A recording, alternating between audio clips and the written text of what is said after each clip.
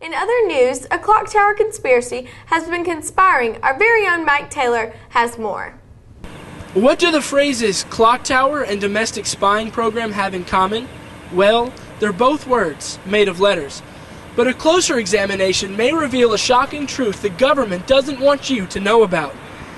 Is the cornucopia of campus clock towers a classy collaboration to connect the campus in a timely fashion?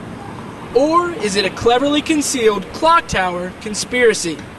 It's time students find out the truth. In an age dominated by terrorism, the Bush administration has taken precautionary measures to protect this country from terror. But with an increase in technology, these spying measures may be closer than you think. I don't quite know how to put this, so I'm just going to come right out and say it. I'm sure by now you've heard the rumors that the clock towers around this campus are part of George Bush's domestic spying network, and that they hide secret equipment that constantly monitors the campus. That's definitely news to me. I thought they used Facebook and MySpace. I thought that was operated by the CIA. I don't know anything about cameras, I'm sorry. Well, things just don't add up. Why are there so many clock towers on such a small campus? And why are they all strategically positioned so that any student could see them from any point during the day? People might want to know the time.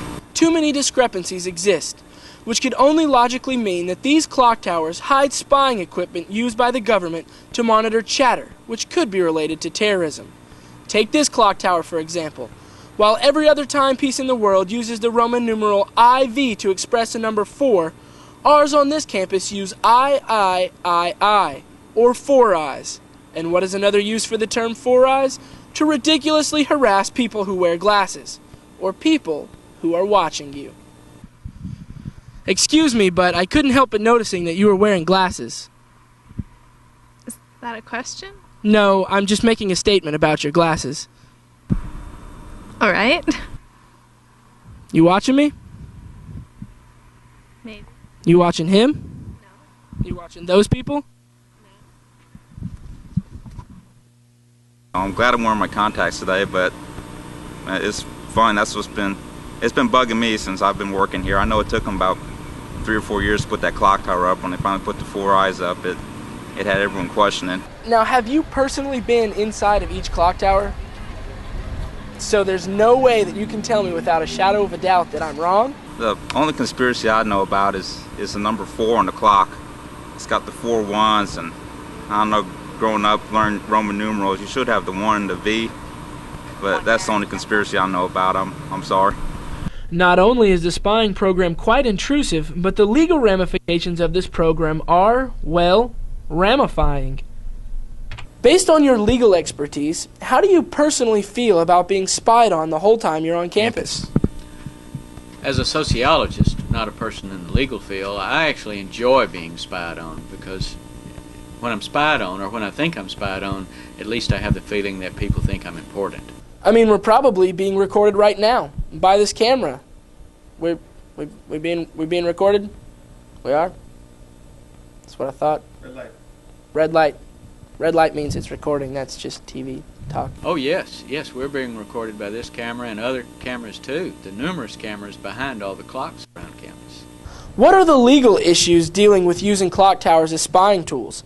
Can just anyone use a clock tower to spy on someone else? I'm not sure about the legal issues, but I am certain that just anyone can use cameras to spy on people, because think of all the times that you and I spy on people when they don't realize we're spying on them.